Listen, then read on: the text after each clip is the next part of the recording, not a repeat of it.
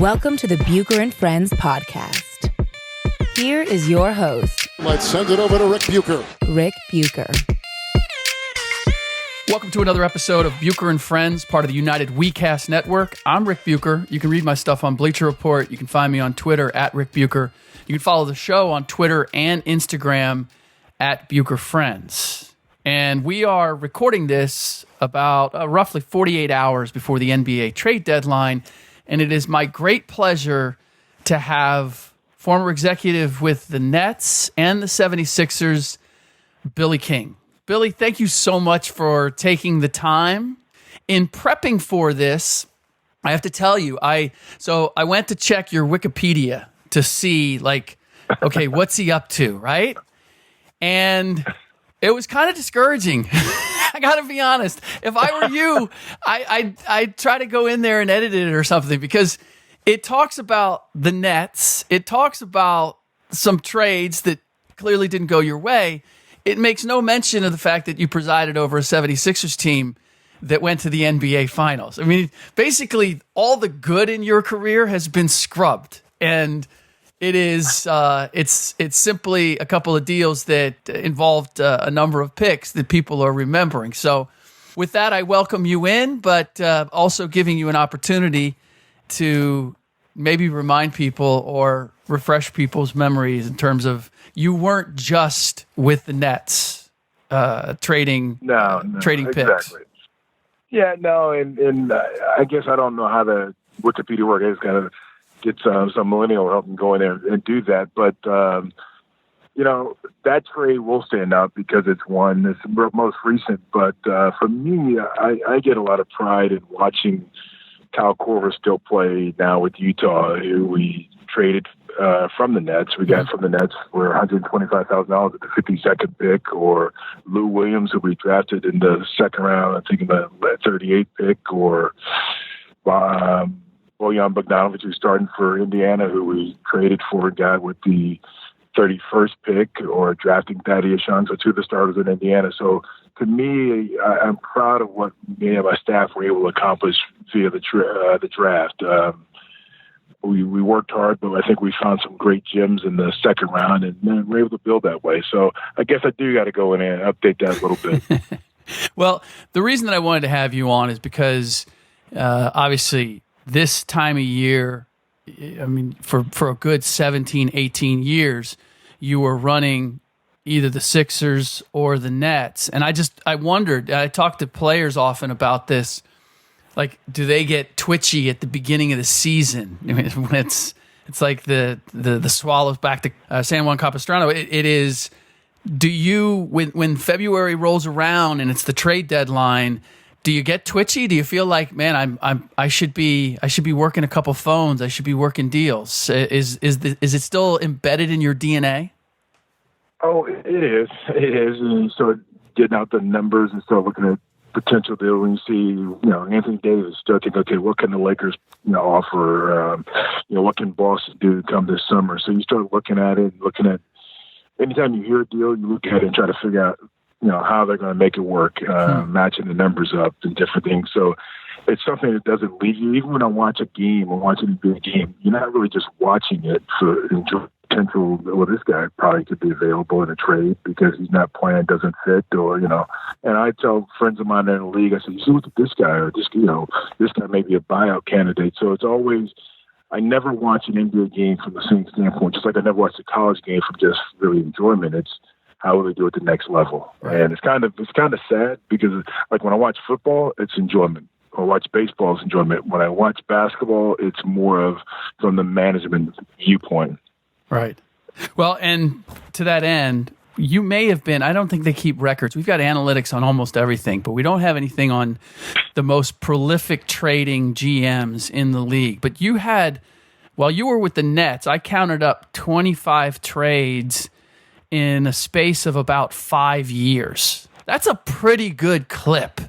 And I think what people may not know is that when you're a general manager, when you're building a team, or when you're making deals, like, you're not doing this independently, or you're not necessarily doing it simply by your own volition. And I think more now than ever before, we have owners who are directing their GMs to make certain deals. They want to see certain things happen, or sometimes they're even striking them themselves. And then you have coaches, depending on their level of authority or whatever, who may be pressuring you, or they have a strong voice, depending on their connection with the ownership. And so for you, when you look at all that you were doing with the Nets, all that, how much of it was your ideas, your volition, your timeline, and how much of it was you had a brand new owner, Mikhail Prokhorov, who wanted to make a big splash?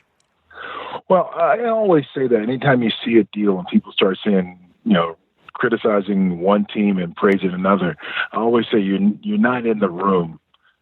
I guess it's a political term when the sausage is made. So you're not in the room when they start, whether it's the owner or owners or team president or coach or injuries. There's certain things that go into when a trade is made. And as a GM, you got to deal with the environment that you're in and make deals. In Philadelphia, Comcast owned 2/3. Ed Snyder was the chairman of Comcast Spectacor, and he owned 1/3. And I talked to Ed every day, and it was just Ed and I, and he would let Brian know what we were doing, but I kept him abreast. We talked whether he was traveling every day on the phone. And so if I, on the phone, said, yes, we got a deal, I knew it was okay because Ed and I had talked about possibly what may come down. He goes, yeah, I like that, or let's try not to do that. And going to Brooklyn, New Jersey, Brooklyn, it was different because, one, they lived in Russia, the owner, Mikhail Prokhorov and Dmitry Razanov, and then there was the chairman of the board, and Bruce Radner had a small part with his group. So it was understanding the dynamics of everybody and what we're trying to accomplish there.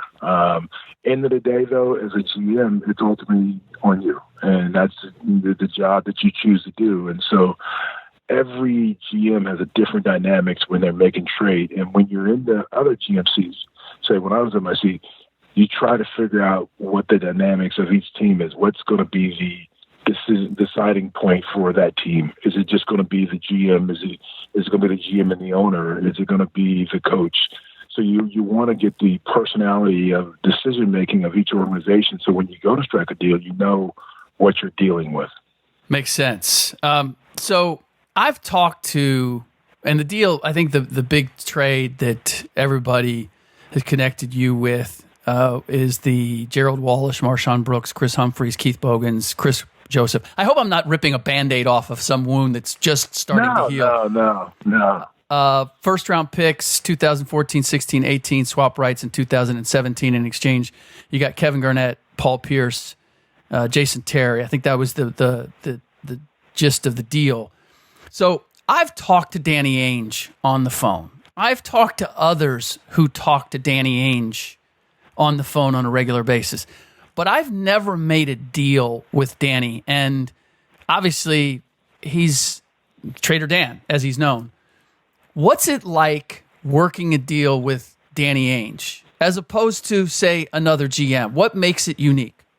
Well, Danny's in a position of, I guess to say that if he makes a deal, doesn't make a deal, he's okay. He they won a championship there. He had a great career as a player in Boston, and so I think he's at a point of security where job security is okay there. So he goes in and thinking, okay, this is what I want, and this is what I'm trying to get. And he has Zarin, who's the assistant GM.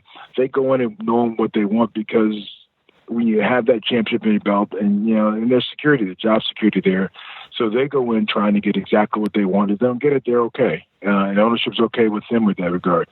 I always say that as a GM, some GMs are just do their job and do their job well, and some GMs are trying to keep their job. Right. And when you're a GM trying to keep your job, you may not make the best decisions because you're trying to do a deal or do deals to just keep that job. Where if you're just doing your job, not worried about that, you just do what you think is right for the organization and not worried about if you get fired. So there are a lot of GMs that make deals to keep their jobs, and a lot of GMs that's just doing deals for the franchise. And I think, as you stated before, there's a lot of job insecurity within the league. There's about maybe 10 guys that know no matter what, they're going to be okay. Then there's about 20 that are working to just keep that job by, so every deal is maybe done. This will keep me a job. This will keep it going rather than I'm just going to do what I think is right and build for a franchise. That's why the Pittsburgh Steelers have won so long. They don't fire coaches. They don't fire GM. They stay the course. And if they have a bad year, they come back and work hard next year. And so Bill Belichick, as great as he and Brady are, he's winning obviously, but he has a lot of job security there, so he's confident. As McVay said, he got out coached because he was like, if Belichick lost, okay, he lost the Super Bowl, but he got 5 rings. McVay is trying not to lose that one, so he's not making the decision like he did during the regular season. Right. So you got me curious. I'm looking down my list of teams, 10 guys who are secure. Danny's one.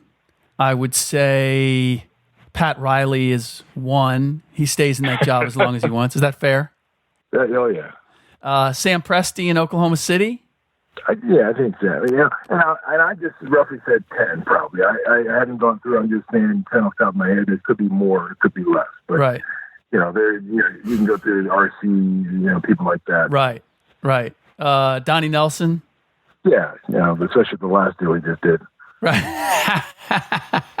Well, to that end, here's the thing. So, Magic. I mean, because the Lakers are in the midst of this, and normally you would think of somebody like Magic and Rob Pelinka, and having acquired LeBron James, you probably think there's a little bit of leeway there.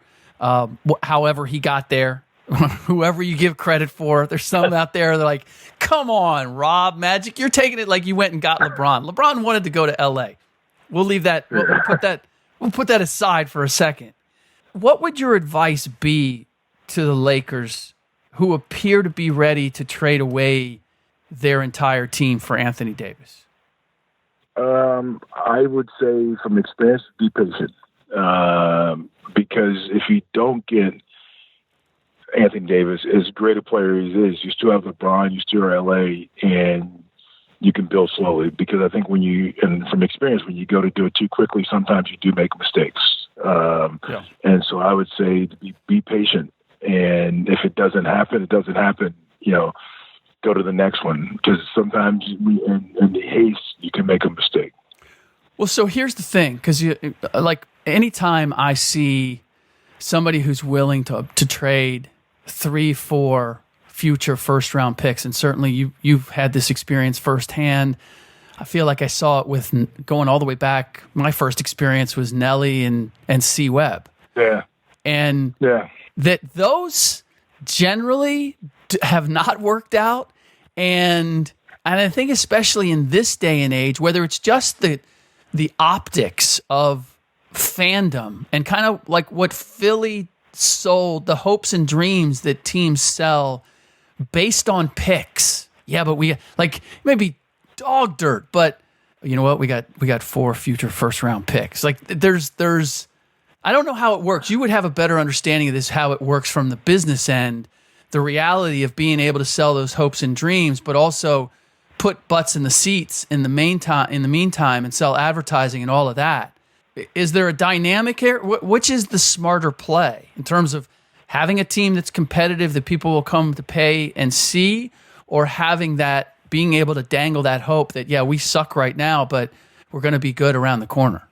Well, I think with the rules that have changed for lottery, it's going to make it tougher, because the odds were as bad as Philly went through that. I don't think they got a number 1 pick until they got to Ben Simmons. Yeah. They were the worst team, and they were there with 3. And so you are taking a risk to do that. And once you become bad, you got to get lucky in the draft. You've got to get lucky that you're going to draft the right guy. I mean, Orlando traded at Dwight, got a lot of picks and like that, and they still are searching to get in the playoffs. It happened with Philly. Embiid happened to be the franchise player and getting another number 1 pick, so it just happened to get lucky. If you're not lucky, you could be drafting the wrong player every year and may not get that number 1 pick. I mean, before I got to New Jersey, they had the worst record, and everybody thought they could get John Wall. They ended up with 3rd pick in the draft. And so I think you should always play to win and try to. The biggest thing now is development of players. I think, and not now. It's probably been for a while. I mean, Larry Brown did that here with Tom McCullough and a lot of our young guys. That's how San Antonio has always been able to sustain it. It's not just because they had Tim Duncan or whatever. Everybody could have Danny Green. They had him. They worked him out. They developed Danny Green. They developed Kawhi Leonard, and they drafted him. And with his hard work and their Chip England and the coaching staff, he became a great player. They've done a great job of developing players. Miami, Pat Riley, those guys, they found guys that everybody could have had, but they developed them with their work ethic and their culture there and got guys to fit roles and play well that everybody could have had. So I think more money has to be spent on developing players, and because there are a lot of guys out there, it's just you got to put the time and effort into them, and then the coach has to give them the confidence to believe that they can take that hard work onto the court and be successful. One of the other reasons that I wanted to have you on with the trade deadline looming is because I'm really curious about the mechanics. I've had the chance of actually being inside a GM's office when a trade call came in, and I was fascinated by the way the conversation went, because the player in question that the other team was interested in, his name was never mentioned. The talk was all in generalities. Like, we're looking for, a dynamic, small forward who can defend, or I think an athletic small forward who can defend. And, the conversation kind of went back and forth. And then when the call hung up, everybody was like, oh, bleep, they're calling for so-and-so. And how common is it that there are generalities, like there's this second language that goes on, whether it's for plausible deniability or it's whatever it might be, that the specifics aren't there. The specifics aren't necessarily spoken, but everybody knows what's being discussed. A lot of times you'll call and make an offer. For example, one time I made an offer, and I won't use players in, but I said, would you take players A, B, and C for A, B, C, and D on your team? And they go, well, and the player I wanted was A, and they go, well, if I move A, I'm probably going to not totally deal, so I probably wouldn't put B, C, and D in deal, but I let me get back to you. So I got off the phone and said, oh, they will trade the guy I want. Right. So if they come out and say, no, there's no way we do that deal, or they say, I can't put that guy in a deal, you say, okay, they'll put the other guys in the deal. So now let's go back and figure out a deal to get the other guys, because those are the guys we want. Right. So a lot of times within the conversation, you got to listen and understand who they're willing to trade. If they just say, no, I won't make that deal. And then you say, is there anybody in that deal that you wouldn't trade? Or, so you try to get a little cryptic because you don't want to be so blatant that here's what I want, because then they're going to think, okay, this guy really wants him. So you sort of go back and forth a little bit. And, I dealt with Danny and Philly before we traded Allen, and he really wanted Allen Iverson. And I knew what I wanted from him, and we never got a deal because he wouldn't give up what he wanted. But we went back and forth, and I had the chip that he wanted, so I was holding out more. But he wouldn't put it in. So, do you remember who it was that he wouldn't put in the deal that was too valuable for him to make that deal? Actually, I think it was. I think it was Al Jefferson at the time. Huh. Interesting. But because there was a high pick involved, because I was moving Al Jefferson on. So in order to get what I wanted from the other team, I needed Al Jefferson. Gotcha. Well, so to that end, at a time like this, like how many people in the organization are exploring deals or making calls or taking calls around the trade deadline? Because I imagine there's a lot of action and there's a lot of moving parts, and it can't all just be going through you, no matter how many phones you might have working. Like when I was in Philly, it was myself and Tony DeLeo. And it may be Tony had a better relationship with somebody on another team. So I said, Tony, why don't you call them to see? When it was in Brooklyn, it was Bobby Marks, Frank Zanin. They were the ones that were, and myself.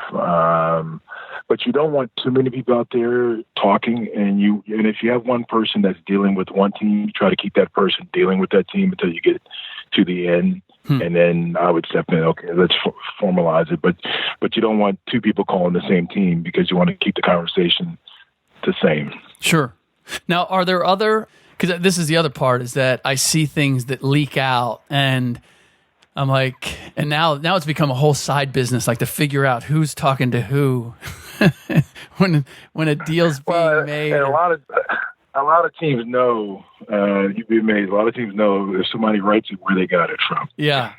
It's the network and the connections to various writers or reporters around the league is like a second skin when it comes to the NBA. So, I mean, outside of the guys that are making calls and doing all that, do scouts and other people in the organization, personnel directors, become privy that something's up based on questions that might be filtered down to them along those lines? I mean, aside from the guys that are making the calls, are there other people that become aware, hey, we're doing something and we're doing something with so-and-so? Yeah, because if you have pro scouts that all they do is scout pro talent, you may have them going to see certain games. And I've had guys where I say, don't call for a credential, just buy a ticket. Because when you call for a credential, that team knows, hey, sometimes other GMs or other coaches will look and see who's at the game, which scouts are at the game. Right.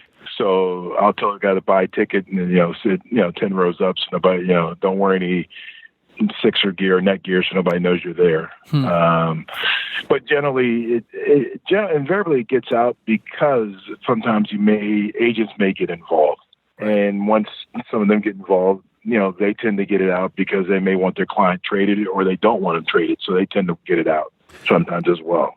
Did you have a list, or did you have like agents or GMs that you just would not put in the loop, or teams that you wouldn't trade with because you knew that, this is going to get out there, and if we don't do a deal, now I've got players whose names have been out on the trading block, or it's become aware that I'm was willing to move them, and we weren't able to get a deal done, and now I've got collateral damage. Did you have teams that you would not, like you just said, it's not worth the risk?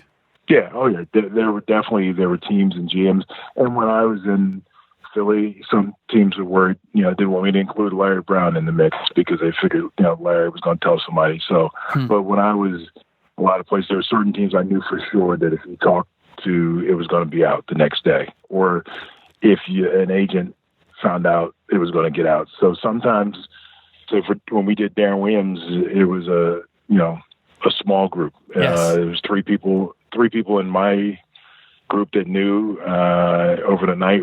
Both teams were sleeping on it. I did include the ownership, two of the guys in Russia, but it was 5 people total, and it never got out until the next day. Well, Kevin O'Connor was one of the absolute best in keeping a lid on things, without question. Who else was really good that you dealt with that you knew, if I do a deal with them, I don't have to worry about this seeing the light of day before it's fully cooked? Oh, Mitch Kupchak by far. Okay.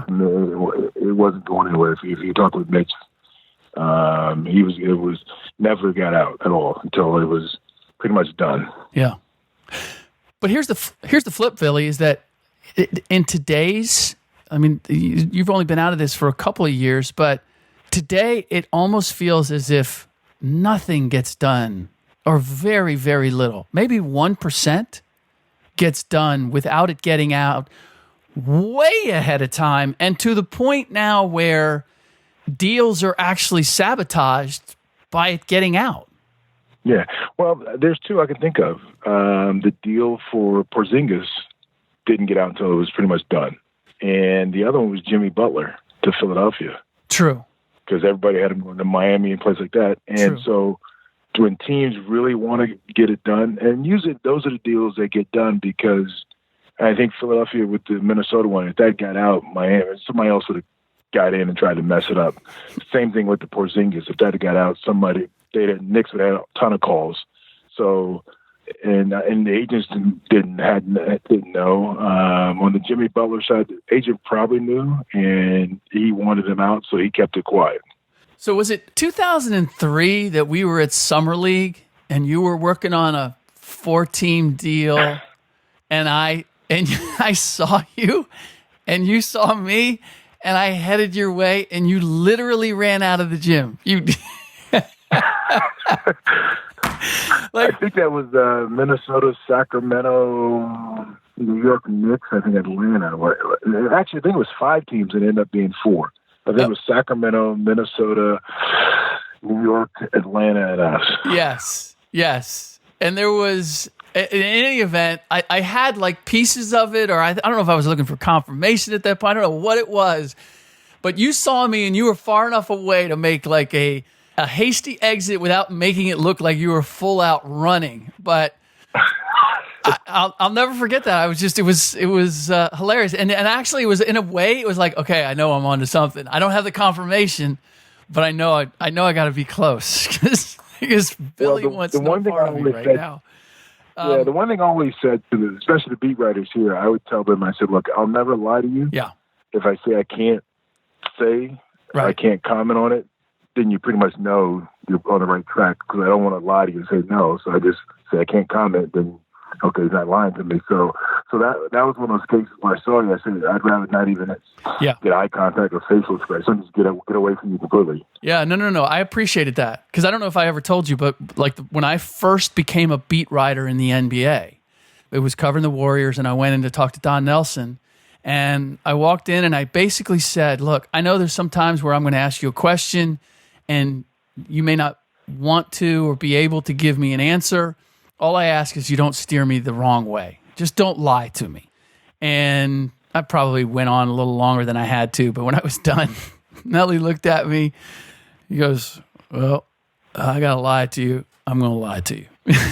And I went, okay, well, at least I know the ground rules, you know? So, and it was, in a way, it was kind of liberating, because now I didn't have to take him at his word. Like if you told me that, hey, look, we're not doing that deal, and then I went out and I would take that to the bank, and I wouldn't write, hey, they're working on this deal, or I would knock it down because you told me you knocked it down. Well, Nelly could say, hey, we're not, no, everything's fine with Chris Webber.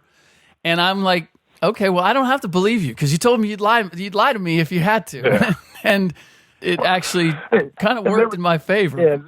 Yeah, there were times when somebody had something, I just said, look, just don't write it right now, because I don't want to ruin it. Yeah. I won't let you get beat. So if somebody comes to me and says, hey, I got something, I'll call you first and let you get it out there first. So, and that happened before, where somebody was holding something and somebody came to me with a hint of something. I went back to that writer and said, go with it now, because somebody's sniffing around.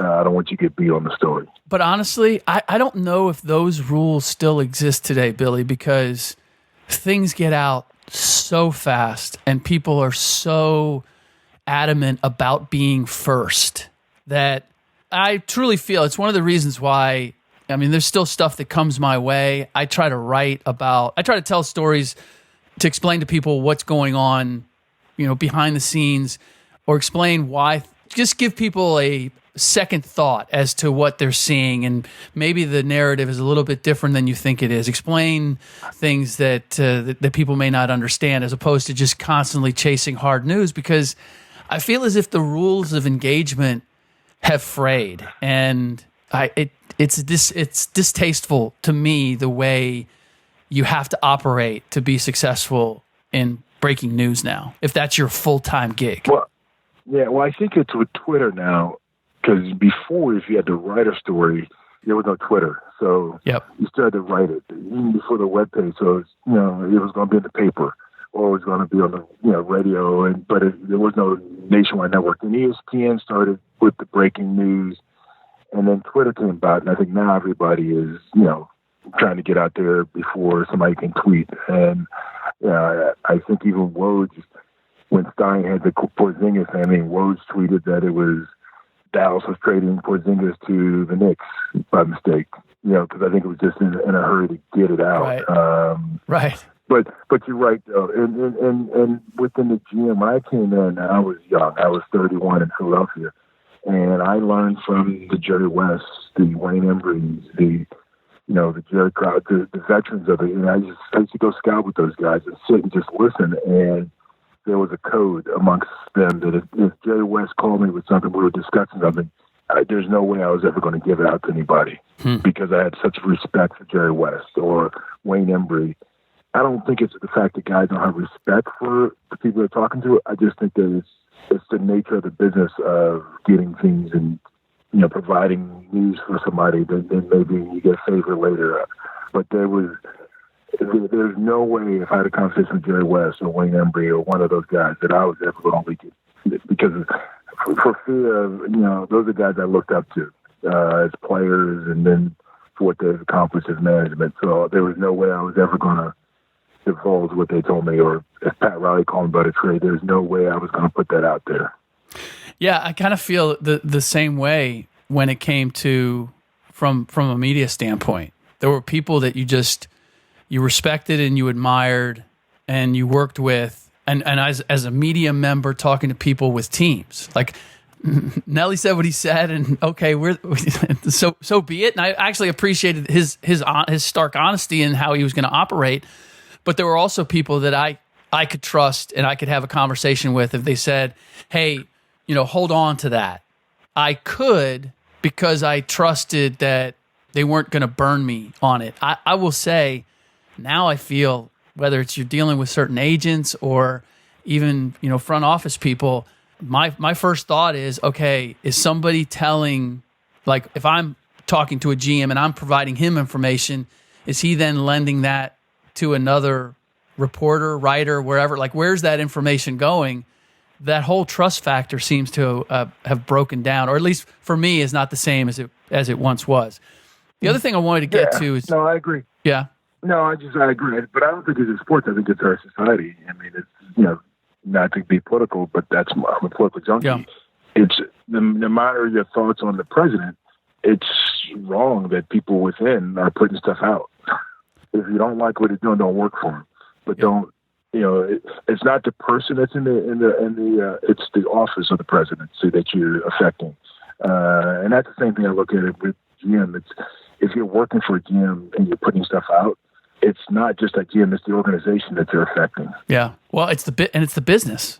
Yeah. Right? I mean, it's the entire fabric of how the NBA operates, because it's the same with the media. I feel the same way with the media. When the media puts out something that hasn't been, properly vetted or researched or whatever it is, it makes us all look bad. We all take a hit when stuff like that comes out. And the bigger thing is the fact that it affects people, because the players' names you're putting out there, they have parents or kids or wives, and it's not only affecting that play, but it's affecting their lives too. Yeah. And I think sometimes you forget about it. You look at it as it's just a trade. Well, no, it's people's lives that got to move and uproot and do things. Right. Good point. So to that end, before I let you go, and really appreciate you again taking the time, I've just always been curious about the mechanics around the trade deadline, as far as, so you got all these calls coming in. I mean, literally the logistics of it. How many phones are you working? Are you hunkered down? Is the secretary bringing you food? Like, how intensive is it? How scheduled, how formatted is the 48 hours leading up to the trade deadline or the draft or whatever it may be? When you're in the thick of it, how are you operating? What was your setup? Usually I'd be in the office, and everybody would be in my room, my office, and because I had a big enough office, and my phone, I'd have like a couple lines on there. The secretary would be answering that one, and then we'd all have cell phones. And if I'm on a call, someone else is calling in, I may tell somebody, take that call, and then they would take it. And then when I get off, they say, this is what they want. Okay, call them back. Let's, see if we can. And then if they throw pieces in, you knew the last team you were talking wanted something. You're like, wait a minute. Let's see, we can maybe include them in the deal. So let's see. And you call that other team and say, look, if I can get you a small forward that can defend, go back what you were saying, and I'll tell you the player name, but would that work? And you give them the age, and they go, yeah, that's exactly what I look for. Okay. Then you go back to the other team and say, okay, I think we can do this, but I don't want this small forward, but I think I can move him and get you this piece for that. And he says, yeah, that works if you do that. So then you call back, say, okay, and you get permission to use a name. And you say, okay, I'm going to give you John Jones for this. And he says, yeah. So then that's how you piece together a third team.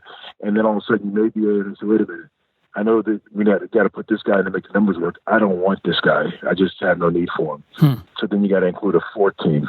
So then you got to find a place for that player D to go. Where is he going to go? And so then that's when you start going back to your notes. Hey, this team is looking for that. If we give them 500,000, they may do it. All right, call them and see if they'll do that. And they go, yeah, okay. Then you say, okay, we got a place for him. And that's how the deal goes from 2 to 3 to 4. Interesting. And the time consumption around this, like, is there a starting point? Is there an end point? Like, what's the latest or the earliest that you've taken a call around this time to keep a deal going or to get a deal going? Well, I'll give you 2 examples. We were in my first year. I remember we were playing in Indiana, and we had, I think, doing 2 trades, and we had another team called maybe an hour before the deadline, and we could do the deal. But the problem we were running into, we were playing that night. We weren't going to have 8 players to play the game to dress, and you had to have 8 to play. So we couldn't do the deal. So we were only able to do 2 of the deals instead of a third deal. You remember what it was? There was another one. I know the player was Terry Cummings. I think was one of the. I don't know what we were giving up. I think he was with the Knicks, or maybe I was trading the Knicks. But actually, no, it wasn't Terry Cummings. It was Terry Cummings. We did that with the Knicks. It was Ronnie Cycli. We could have got him, but we just couldn't. We needed 8 players to play that night. Right.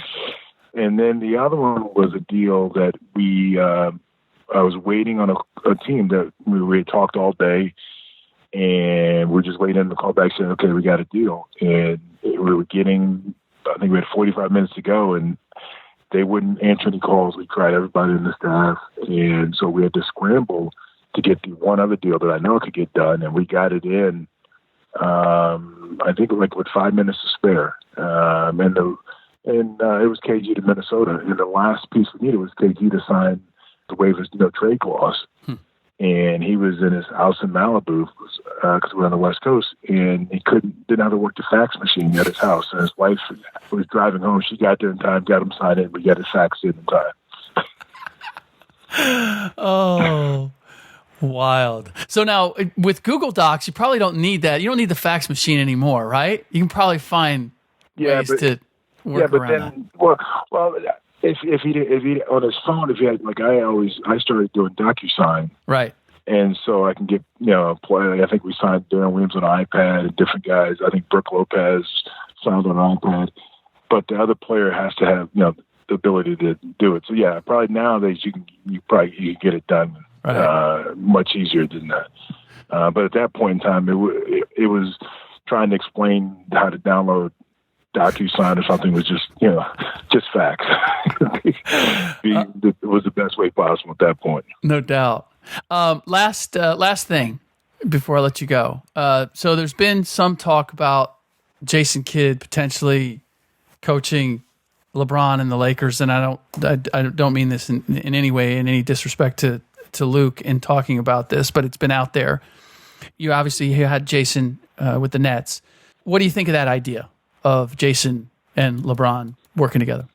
Well, one, I think Jason is a bright mind. I think he understands the game, he sees the game, and I think to have a guy like LeBron at his greatness, because Jason was a great player at a point guard position, it would be great to see them working together because of the fact that now he's working with a guy that's a great player who could motivate and push guys like Jason did on the court. So, it didn't end the way I wanted to with Brooklyn with Jason, but I thought that year Jason got better as the year went on. I thought he was going to be great going into the next year. There was other things within the room that where that decision was made, but I do think that he is a visionary. In some ways, reminds me of Larry Brown, how he saw the game from the coaching standpoint. Interesting. That's the thing for me is I don't know that people value like how important it is that a player or a great player in particular buys into your vision of the game, that they know that you see the game on a higher plane, and that being the value with Jay, because I've heard some of the criticism of him with the Nets and with the Bucks, and it doesn't take into account, particularly the injuries when it comes to Milwaukee, what he went through there. and the development. But I mean, the thing for me is, if you're a coach, the number one thing you have to have is you have to have your best player buying in to whatever it is that you do. And if you can't carry that, I don't care how good you are at X's and O's, you're going to be limited. No, you're exactly right. That's why Pat Riley was so good with the Lakers, because Magic bought in. When he went to New York, Patrick bought in. Steph Curry buys into Steve Kerr. So you do need that, your best player buying in, because if you can get on him like Pop could get on Tim Duncan, then the rest of the guys know where he's going to get on me. And I got to take it as Tim Duncan's taking it. And so that is the utmost. The one piece of advice that I received when I started coaching years ago, I think in 1989, 1990 at Illinois State, Ron Woolman was the AD. He's now at Wake Forest, and he played baseball. He says, Billy, you were a very good player at Duke. In order to be a good coach, you've got to realize here at Illinois State is not every player is going to have that same drive, that same ability that you have. And you got to understand that and still be able to coach them and not get upset. And so I think that's the one thing I think Jason has learned and understand. But I do think he sees the game, like as the game going on late in the game, he can make adjustments that are simple, but it'll get you a layup because he saw something that he saw when he played. Now he's sitting on the bench. He knows, okay, let's run this and look for the slip. As you go to pin down, the slip is going to be wide open, so throw it to the big guy to the rim because he saw the guy jumping out all game. And he knows, just throw it up there. He'll go get it. Those are little things that he sees and visions. And I think coaching LeBron, it's who has that same drive and vision. It'll work. Billy, it was always a pleasure being able to chat you up when you were in the league, and it's a great pleasure to be able to catch up with you again. Thank you so much for all the insight, and hopefully we get a chance to do it again sometime soon. Sounds good. And I guess got to work on my Wikipedia. Get on that. Just give it it needs a little more depth. I mean, first of all, it's way too short for as long as you were in the league. And it's got nothing about the successes that you had in Philadelphia in particular. So yeah, I would balance that out. But you can take a look at my Wikipedia. I don't know that mine's all that balanced either. So it goes. So it goes with Wikipedia. Anyway, listen, thank you very much. Appreciate it. And I'll talk to you again soon. All right, Rick, take care. Yep. Okay, so that does it for another edition of Bucher and Friends, part of the United WeCast Network. Remember, there are 2 other podcasts on the network. There is the Get Some podcast by Gary Owen, comedian and actor, and Lindsay Hyken's Age Groupie. If you need to be inspired, if you're a weekend warrior or you're a mom, you got a job, you got other responsibilities, but you still want to be an athlete, hear how Lindsay is able to do Ironmans and marathons and still live a life like the rest of us. Not being a incredible athlete, but simply somebody who loves to compete and finds a way to do it. Also, you can follow the show on Twitter and Instagram at BucherFriends, and we have a website, bucherandfriends.com, and we have a link there to a survey. If you fill it out, you'll be eligible to win a $50 Amazon gift card. It only takes a couple minutes to fill it out. We just want to know more about you and who it is that's listening to the show. So do us a favor, and hopefully we can do you one by sending you the gift card. In our next podcast, Ryan Hollins will join me, and we will discuss, among other things, the Lakers pulling out of making a deal for Anthony Davis at the trade deadline and what that means as far as who's going to be running with LeBron James in the future. We'll discuss that and more with Ryan. In the meantime, thanks for listening.